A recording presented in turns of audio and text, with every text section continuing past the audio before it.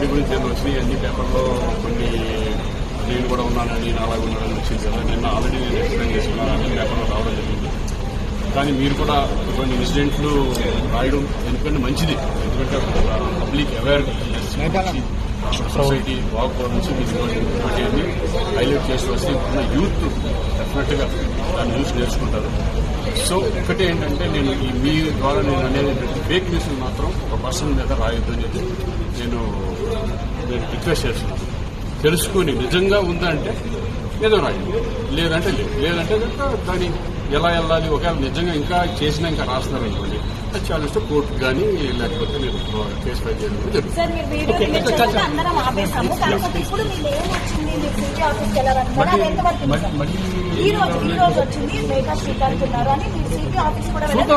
ఒకవేళ నిజంగా ఎవరన్నా రాస్తే నేను డైరెక్ట్ కోర్టుకి వెళ్తాను, కోర్టులో తీసుకుంటాను, నేను ఫైల్ చేస్తాను.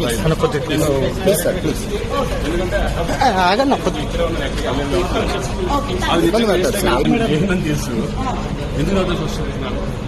ఒకవేళ అటువంటిది వాళ్ళు కనుక ఫేక్ కనుక చేయగలిగితే నేను పోలీస్ స్టేషన్ కూడా కంప్లైంట్ ఇవ్వడానికి రెడీ. సబ్స్క్రైబ్ చేయండి. Please do subscribe to. Please like, share and subscribe to top Telugu TV. Top Telugu TV. Top Telugu TV.